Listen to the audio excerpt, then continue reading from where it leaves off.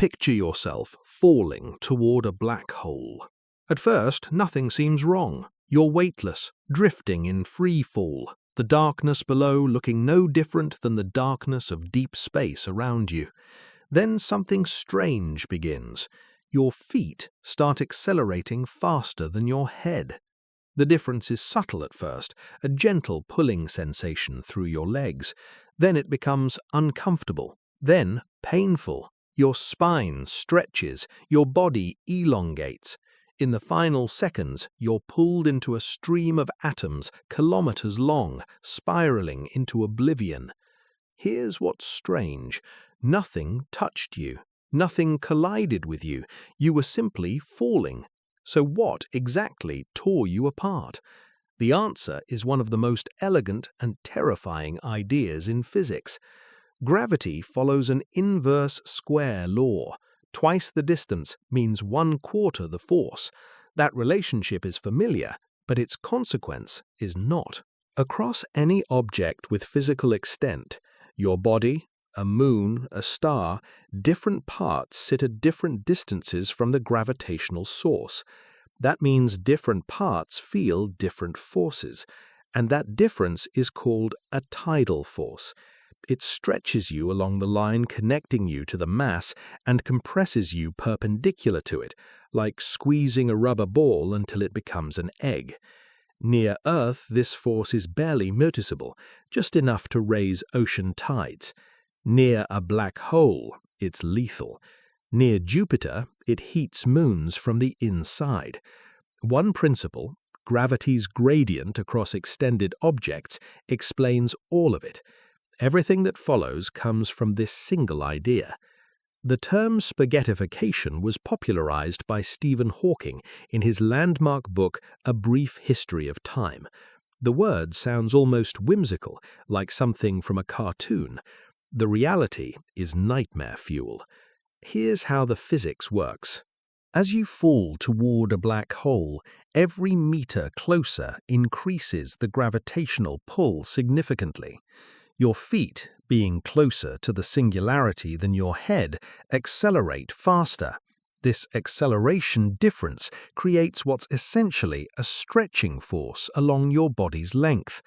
At the same time, because gravitational field lines converge toward the singularity, the forces on your left and right sides angle slightly inward, compressing you horizontally while stretching you vertically.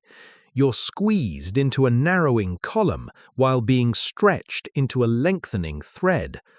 The strength of this tidal force scales with the mass of the black hole, divided by the cube of your distance from it. That cubic relationship is crucial. Move twice as close, and the tidal force increases 8-fold. Move 10 times closer, and it increases 1,000-fold.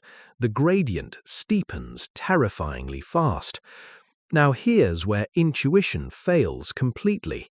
You might assume a bigger black hole means a more violent death. But the opposite is true, at least initially. Consider a stellar mass black hole, 10 solar masses, roughly 30 kilometers across its event horizon. The tidal forces become fatal at around 400 kilometers out, well before you reach the horizon. You'd be spaghettified in plain view of the external universe, stretched apart while light still escapes to carry news of your destruction. But approach a supermassive black hole, say 4 million solar masses, like Sagittarius A star at the center of our galaxy, and something counterintuitive happens. You could cross its event horizon completely intact. The horizon is about 12 million kilometers out, and at that distance the gravitational gradient is gentle enough that your body holds together. You'd still die eventually as you fell deeper, but you'd have hours of consciousness to contemplate your predicament first. The mathematics explains this paradox. A black hole's event horizon radius scales linearly with mass. Double the mass, double the horizon size. But tidal force scales as mass divided by distance cubed. When you double the mass and also double the distance of the dangerous zone, the tidal force at the horizon actually decreases by a factor of 4. Bigger black holes are temporarily safer to approach. Temporarily. That's the fast death, over in seconds or hours depending on the black hole's mass. But remember the principle, gravity's gradient across extended objects. The same physics creates something far slower, operating over millions of years, and paradoxically, that slow tidal process might have created the conditions for life. In March of 1979, navigation engineer Linda Morabito was working the night shift at NASA's Jet Propulsion Laboratory. Voyager 1 had just completed its flyby of Jupiter, and Morabito was processing images of Io, one of Jupiter's large moons. Her task was routine: enhance the exposure to reveal background stars for trajectory calculations. She stretched the contrast, looked at the image, and froze. Rising off Io's limb was a plume, a volcanic eruption 300 kilometers high. This made no sense.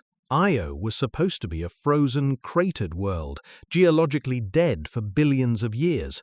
Small bodies cool quickly, their interiors should have solidified long ago, yet here was evidence of ongoing, violent volcanic activity, more active than anywhere on Earth. The explanation emerged over the following weeks, and it came down to the same principle that would spaghettify you near a black hole, just operating on a completely different timescale. Io orbits Jupiter at 422,000 kilometers. At that distance, Jupiter's immense mass creates a significant gravitational gradient across Io's 3,600-kilometer diameter. The side facing Jupiter is pulled harder than the center, and the center is pulled harder than the far side. This creates a tidal bulge. Io is actually elongated along the Jupiter-Io line, stretched by about 100 meters compared to its poles. But Io's orbit isn't perfectly circular. Gravitational interactions with Europa and Ganymede maintain a slight eccentricity. The moons are locked in orbital resonance, tugging on each other in a cosmic dance. This means Io moves closer to Jupiter and then farther away over each orbit. When closer, the tidal bulge increases. When farther, it relaxes. Io is being flexed rhythmically every 42 hours. When you repeatedly deform rock, friction generates heat. The thermal output is staggering.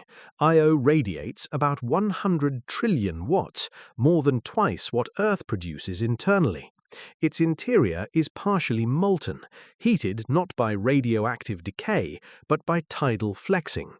The same gradient that would kill you near a black hole is boiling this moon from within. And then there's Europa, the next major moon out. Europa experiences weaker tidal heating, still significant, but not enough to create surface volcanoes. Instead, it maintains something far more intriguing: a subsurface ocean of liquid water, estimated to contain roughly twice the volume of all Earth's oceans combined. The ice shell is perhaps 15 to 25 kilometers thick. Below that, liquid water, heated by the gentle kneading of Jupiter's gravity gradient. If life exists elsewhere in this solar system, astrobiologists increasingly suspect Europa's ocean is the place to look. Warmth, liquid water, and a rocky sea floor where chemical reactions could occur, all maintained not by sunlight but by tidal forces. The same physics that tears you apart near a black hole might have sparked biology beneath the ice. The same principle operates even more gently closer to home. Early in its history, Earth's moon rotated independently as it orbited, showing all sides to Earth over time. But Earth's gravitational gradient raised a tidal bulge in the moon's rock. As the moon rotated, Earth's gravity tugged on that bulge, creating a slight torque that resisted rotation. Over hundreds of millions of years, this friction bled away the Moon's rotational energy. Its spin slowed until rotation matched orbital period. Now it shows the same face to Earth perpetually, tidally locked, captured by the same gradient that heats Io and spaghettifies astronauts. What happens when the tidal force exceeds an object's own self-gravity entirely? In 1848, French astronomer Édouard Roche calculated the answer. There exists a critical distance, now called the Roche limit, inside which a moon held together only by gravity cannot survive. Cross that line and the tidal gradient across the body exceeds the gravitational force binding it. The moon disintegrates. Saturn's magnificent rings are likely the remains of this process. A moon, or perhaps several, spiraled inward over eons. When they crossed the Roche limit, about 2.5 planetary radii for bodies of similar density, they broke apart, not from collision or impact, but from geometry alone. Gravity's gradient won the tug-of-war against self-gravity. The fragments spread into the flat disk visible today, stretching precisely where Roche's mathematics predicted debris should accumulate. Return now to that body falling toward a black hole. You understand it differently now. The force tearing you apart isn't exotic physics or some quantum mystery. It's the same phenomenon that locks the moon in permanent orientation, that heats Europa's ocean, that shattered ancient moons into Saturn's rings. Gravity's strength depends on distance.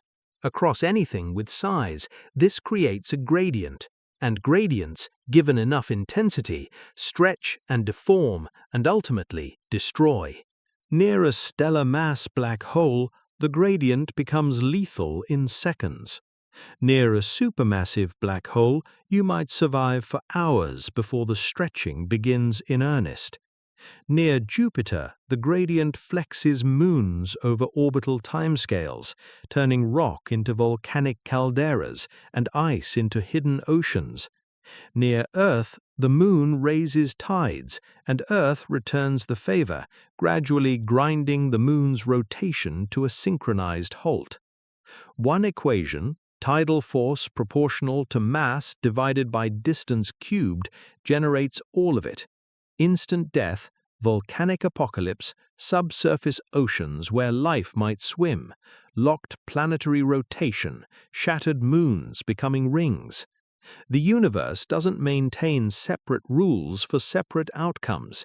It has one rule applied with perfect consistency across 13 orders of magnitude. There's something deeply unsettling about this unity. The same gradient that would stretch your body into a thread of atoms might also, at the right intensity over the right timescale, maintain the liquid oceans where extraterrestrial life could evolve.